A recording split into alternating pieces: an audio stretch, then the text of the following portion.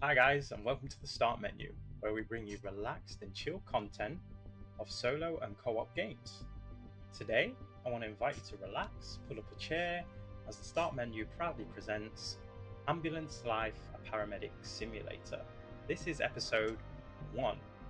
So those that are new to the channel, here we are, we're going to play an Ambulance Life Simulator. For those that are part of the family and have subscribed, welcome, nice to see you again.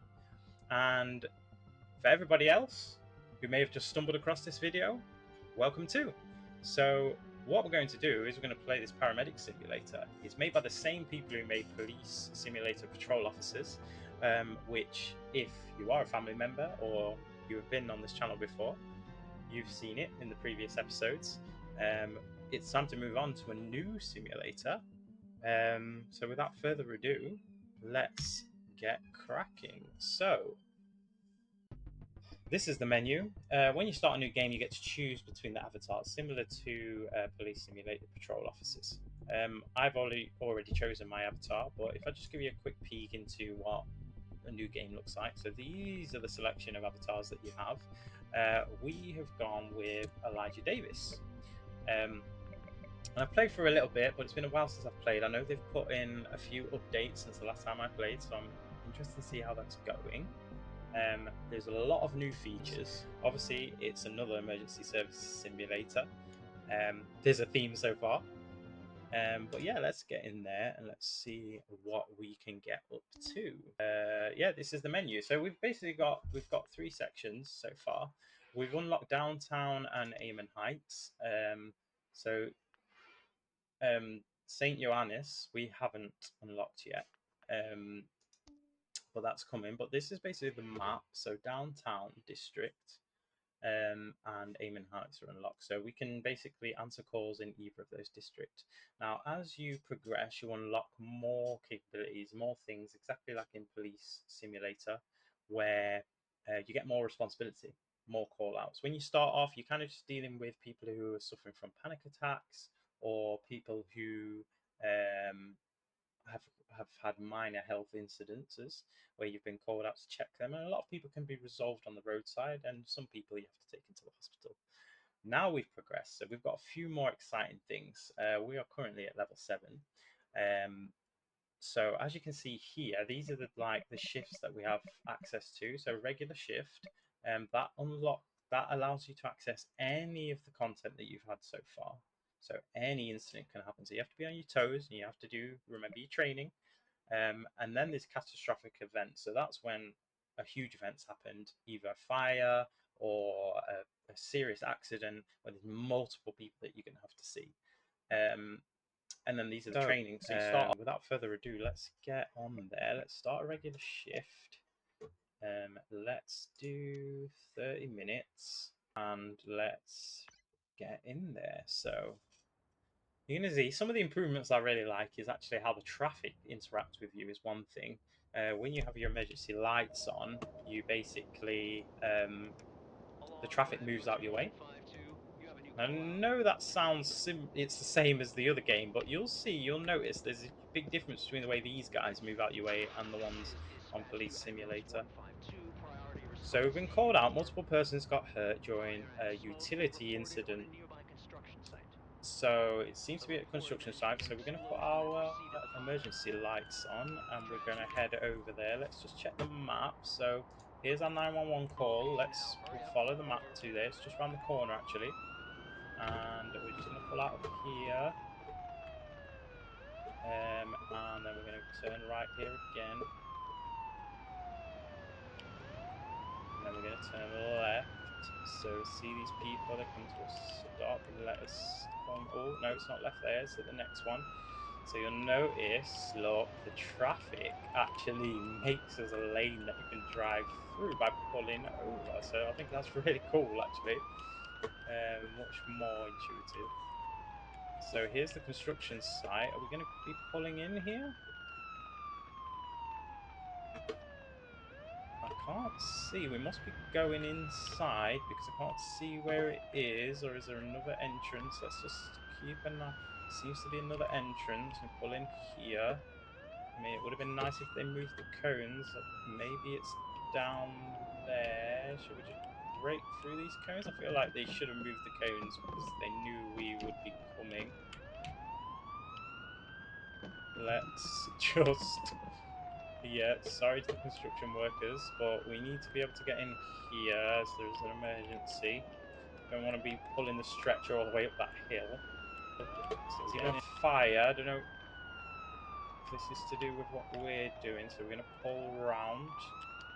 Just be aware of the situation that we see. So it might be quite fast paced now. Pressing the wrong button. So we're out. Let's survey the area. So he's got his hand up. She's got a hand up. Let's see what we're looking at. So she looks like worse for wear here. So let's go over here quickly. And let's see rapid eye movement. So there's some neurological thing going on there. We've got neurological symptoms, difficulty breathing. Come, quick! See the chest. You seem to have severe burns here. Difficulty breathing. So let's it's mainly breathing. So breathing's serious. Let's go delayed. Hurts to the core of my body. Non-life threatening right now. Let me just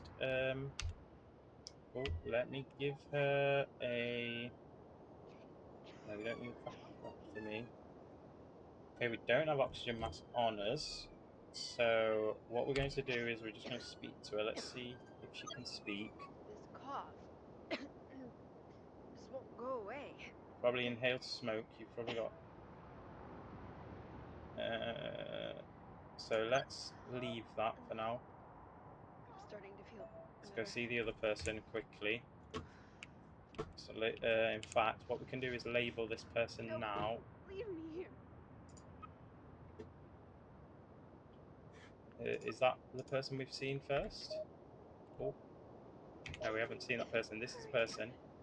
So what we've got is... It's not a hemorrhagic emergency. They're just not quite... Please, hurry. Respiratory distress is what we'll go with. Interim diagnosis, smoke inhalation. That makes more sense. Let's go over to the other one quickly. She's worse for wear. Let's have a quick scan of her body. So we look at her head. She's also coughing. She's got rattling sounds. So there could be some debris in her lungs. Difficulty breathing again. So again, inhalation of smoke we're thinking about. She's got red blisters from the burn. Looks like to have a bit of a hematoma in her leg. A bit bleeding. Let's see. So what we're going to do is we're getting triage package. Delayed but non-serious life-threatening. Let's Chest, talk to her. stomach. I'm just in a lot of pain. A lot of pain, I get that. Okay. Can you tell me what happened? Dunno. I was working, and all went blank for a second. I think I inhaled a bit of smoke. Cough's getting worse. Okay.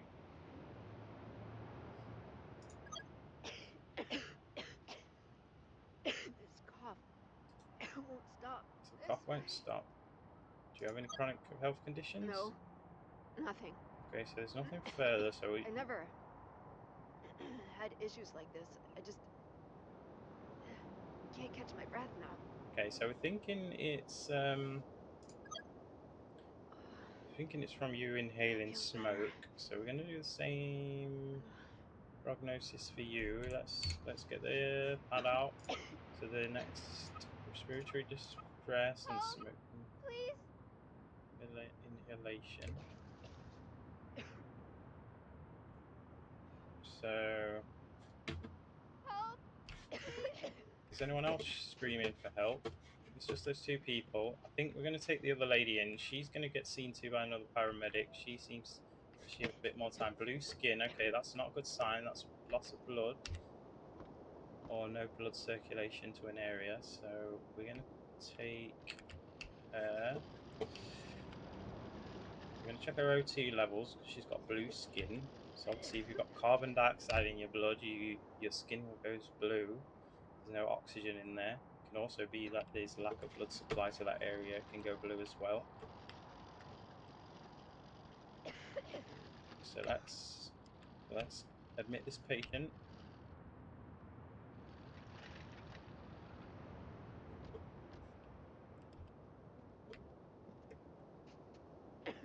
So what we need to do now is basically stabilize the patient so we can take them to the hospital safely. So like I said, actually it gives you the recommendation here. So what we're going to do is we're going to attach, check her SATs. We're going to check her SATs, just pop that on her I finger need there. space. See what Wow. she's looking like. So she's got tachycardic, which is a high Lightheaded. heart rate. Heart rate approaching normal levels. Oxygen levels are dropping, so what we need to do is we need to administer an oxygen mask for her. Make sure she's got oxygen.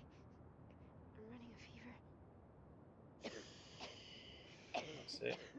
Some more oxygen. Hopefully that stabilizes her oxygen.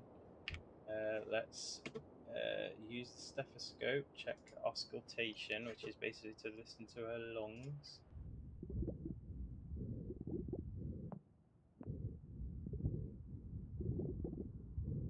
It's like coarse crackles, isn't it? Utilize the ventilator if required. So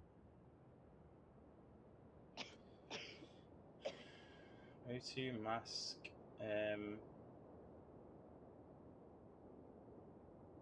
Let me just check her blood pressure as well. She is slightly overweight, so she might have high blood pressure anyway, but as long as it's baseline. Yeah, she's got slight hypertension, which is high blood pressure. Let's go. So we're going to put a ventilator on. I'm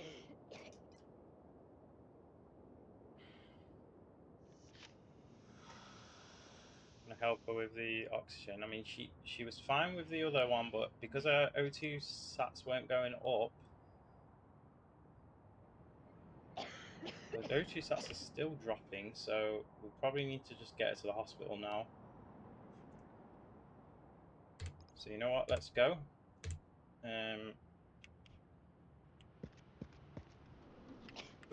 So heart rate's higher. She's extremely tachycardic now. It's going up. Don't know what a baseline is, so we don't know how severe that is. But her oxygens are dropping dangerously low.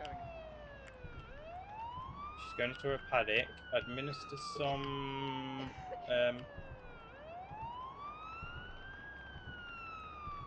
Oh, I missed the button, so I didn't do that. I would have administered some lorazepam because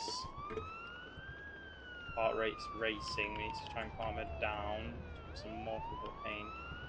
She's probably going to pass out if her oxygen keeps dropping, but this is serious, so we definitely chose the right person. Let's go on the map, and the nearest hospital is there. So I've gone the wrong way, but that's alright. We're going to turn left here.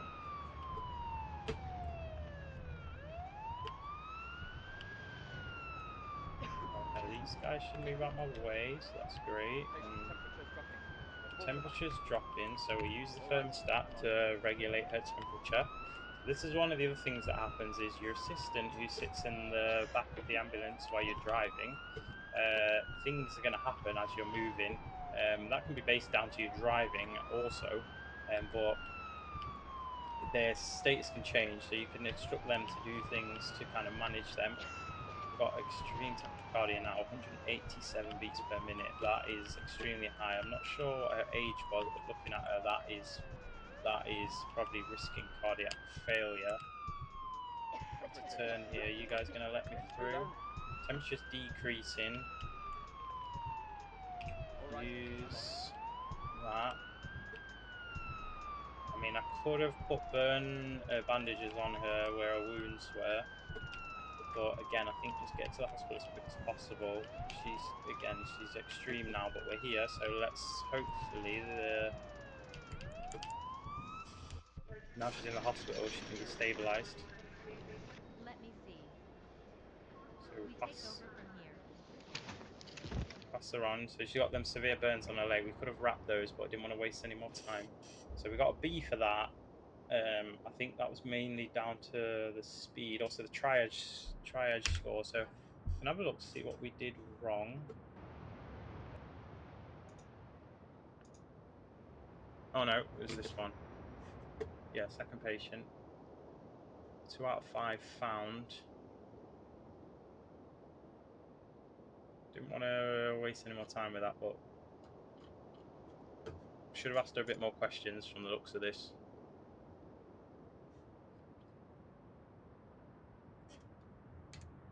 So for you guys there that may be feeling a bit overwhelmed because you're not used to this, just want to state 2 things. The first thing is there are some really good tutorials in this game that actually help you and teach you at a moderate pace to allow you to do what you have to do. But additionally, I also am studying a medical profession. So there are some things that I knew prior to this, which helps. I'm not saying no, so we're going to pull up to this place. Emotional distress, this person's showing, so I'll handle this with care. I'm going to turn off the sirens, really. Don't want to distress them further. Best thing to do is approach slowly, because we don't want to put them under more pressure, panic them. Let's just speak to them and let's see what's the matter. Everywhere. So they vomited on the floor. So can you tell me what's happened? Work, work, work. Nothing but work. Okay, so common stress. Has anything like this happened before? No, this was the first time. What's wrong with me? So overworked, they're sweating, so let's see. Let's ask if they take any regular medicine. Nothing prescribed, just some headache pills. Okay, so they've been suffering some headaches. No, do I look like I'm crazy? You don't look like you're crazy. We're just checking all the questions. How can I be of will you assistance? assist? None of this makes any sense. That's okay. Right, okay, just remain calm and we will do our best to help you. That feels better. So let's have a look. Let's just have a quick look at your body. Wet skin. It's just sweating. See the severe sweat patches around their neck. So no bleeding. Looks confused. Rapid eye movements. So but they've probably just had a panic attack. So what we're going to do is get them into the ambulance safely. Deal with it accordingly. I mean, I wouldn't necessarily do this. I might treat them on the side of the road just to try and remain calm, because getting into the ambulance could stress them out even further. I might get them into the ambulance, but try and get them to walk in themselves just to... Have I just got in the car? I did not mean to do that. I've got on the wrong side, that's why. Excuse me. Let's get some treatment. So let's... First prognosis so far what we have. So this is where you can make your prognosis of what you think's happened. So the first thing is the category. So it does help you with the evidence that you've got by giving you a number of what's the most likely. But we think it's neuropsychiatric. That's because they've had the symptoms that they've shown, plus they've complaining of the stress. So we think extreme stress. They're not panicking. They're just very confused. They're sweating. So we leave that. You can change these later. They're not locked in, but it also helps give you a recommended treatment. I think I'm running a fever. Yeah, you're okay. So first we're going to attach your SATs. We're going to look at your SATs for you. Just to make sure, see what your oxygen levels are and your temperature. Temperature's high. No, normal temperature. Your tachycardic, so you've got high heart rate. So the next thing we're going to do is we'll give you some oxygen just to... I'm running a fever. You are running a fever. Give some oxygen just to help. And then again, they're highly stressed heart rate. So what we're going to do is give you some vascular access in your forearm. So that's basically, they make a little incision so you can inject medicine. Little mini game here. Just going to get it to stop in the circle. Oh, perfect. That's great. And then administer lorazepam, which lowers heart rate. Actually, it calms down. It's for lorazepam is a quick sedative medication used to calm patients experiencing severe anxiety or agitation. It's also effective at controlling seizures, making it versatile for various urgent care needs. So you need to use it for those things. But let's administer that. So we should see those numbers in the top for their heart rate start to come down once administered. Yeah, it's starting to come down, so it's still high, but it's manageable. They don't have any further wounds, so what we're going to do is we're going to exit the treatment now, and we're going to drive them to the hospital. Overheated, so they're actually now experiencing extreme temperature. Low blood sugar, okay. Administer glucose. So glucose is just sugar, so let's check the map. They've been administered glucose. Let's turn around here with the central reservation. Just going to head back to the hospital. It does help you with little aids because it also comes up in red when it's high or when it's outside the normal. But you unlock, so I actually know this area pretty well. It's the other hospital I'm not sure about. So we get this patient in there. They are Let me see. We take over from here. seem to have an extreme panic attack, extreme stress. So hopefully they do all right. We got an A on that one. We did that perfectly by the looks of it. So we can look at the patient. Some things we didn't check, but we found the 4 out of 4 problems. Gave them the treatment that they needed. So then we're on to the next one. So there's no break. It's not like in Police Simulator where you can have a moment to yourself. You can turn off the police scanner. It's like you're basically straight in when you get into the ambulance. So wait out for the next call out. It should be with us momentarily, as you can imagine. So an unresponsive homeless person was reported in need of help. So put on the siren. Look on the map. Let's see where it is. Okay, it's here, so it's not too far. It's in downtown. So this is a homeless person. We're going to just try and see what situation they're in. This could be a lot of things. This could just be general illness. Obviously, if you're living on the street, you're exposed to a lot of illnesses, and obviously, if you don't have access to medical care, obviously, us over here in most European countries, healthcare is free or there's a small charge. Obviously, in the US, on that side of the world, that's not the case. So I can imagine that the homeless. Okay, that was weird. The car just bunny hopped itself out of traffic. Yeah, these guys move out the ways. So I can imagine over there, if you're homeless and you get sick, you're in big trouble. All right, okay, so here we are. We're gonna get out. It seems that we're at the park here. Let's approach. Okay, the person seems to be on the bench. Let's have a quick scan of them. Okay, they're underweight. Coughing. They've got blood on their hands. They've got hematoma, which is internal bleeding. So let's just speak to them quickly. She's got a headache. You know what's going on? Living life.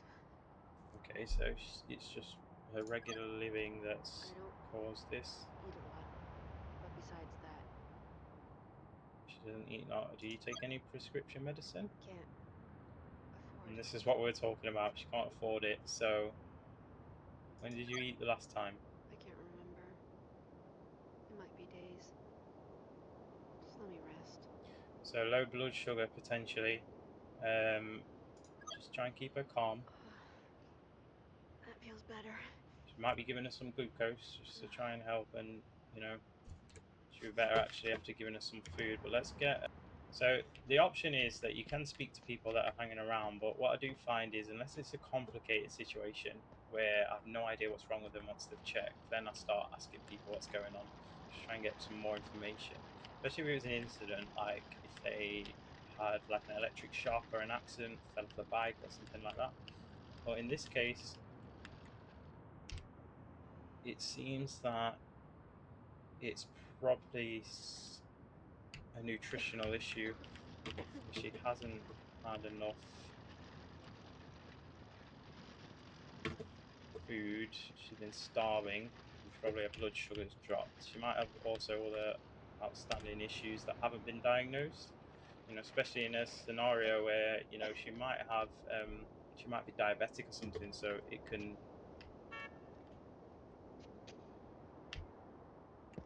really be bad if that blood sugar drops. So let's check her SATs as always. That's what we do. So we check her oxygen, her temperature, and heart rate. So everything's within normal there. And check her blood pressure next.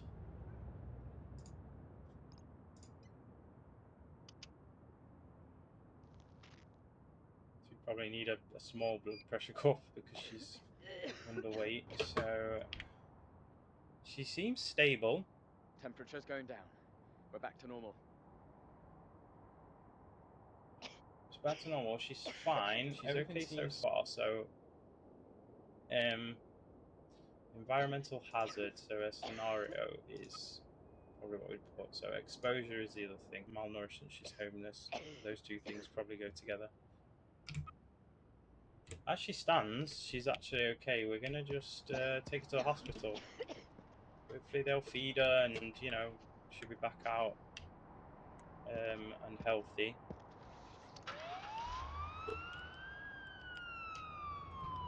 I don't know how it works actually. Any people from a country where it costs We have to do something a now. lot of money? Okay, use thermostat. It's the temperature that's dropping. Anyone who's from a country where it does cost money, I'm not sure, but you guys tell me in the comment section. If it's an emergency like this, where the ambulance picks you up, like in this case, it's like someone's called 911 and we just come out and we picked her up. Is there a cost to that? Because, it's like in her situation, she can't afford it. She didn't ask to go to the hospital. She certainly didn't turn up to the hospital. It's just that we picked her up and we're going to treat her. Is there a cost to that or not? Let me know in the comments section because I have no idea actually. It'd be interesting to know because in this scenario, it's like we're kind of just taking her to the hospital. She didn't ask for it, and then if we slap a huge bill on her because she's had to be in bed overnight and we've had to feed her and all that stuff. Again, I know all those things can cost in the US, especially because I have family who live over there. But I know other countries also have paid healthcare, so it's not just them. We're not just bullying the people from the US. Like I say, I've got family over there, so I love you guys. And we drop this person off, and hopefully they get the care that they need. It's not what we like to see. Let me see. This doctor's great. She takes all the caseload that we bring. She's just waiting. Hand over. So we got an A again. Everything was correct. So that's one of the more chilled ones. That's one that you would get from the starting level. Both of those cases actually we just had, which is a panic attack and what seems to be environmental exposure. Malnourished patient who just probably just be brought in, given some food, just check to make sure that they're healthy, and then they would probably be discharged maybe tomorrow. That's probably the normal what you'd see in that situation. Might even be the same day discharge if once they've eaten and their blood sugar rises, they might be fine. Right, so let's go to continue. So nearly at the end of the shift. Obviously, I get it. This game can be quite heavy. It can be quite intimidating for those people that don't know anything about medicine. But like I said, the tutorials there, use the thermostat to manage your temperature. The tutorials are there to help you, and they're not too crazy, and they start you off at a nice pace where they just introduce you to one element at a time, really. You know, in terms of that wheel that I have in the bottom corner, when you have to access to all those medicines, all those things, the SATs, the blood pressure, all that. You don't have that when you first come in. You just have access to like We blood take over pressure from here. and the SATs, which is that little thing that you pop on your finger and it gives you your baseline. So it's fine, guys. Honestly, I might do an episode that where I start from the beginning, maybe. I'm gonna just leave this one video out. If you want to see more from this content, then please leave a comment about seeing some more Paramedic Life Simulator. But I'm just gonna do this one episode just to give you a taster for it. But yeah, if you did like this video, please hit that like button and subscribe. Please join our family. We'd love to have you and hear from you. See you next time.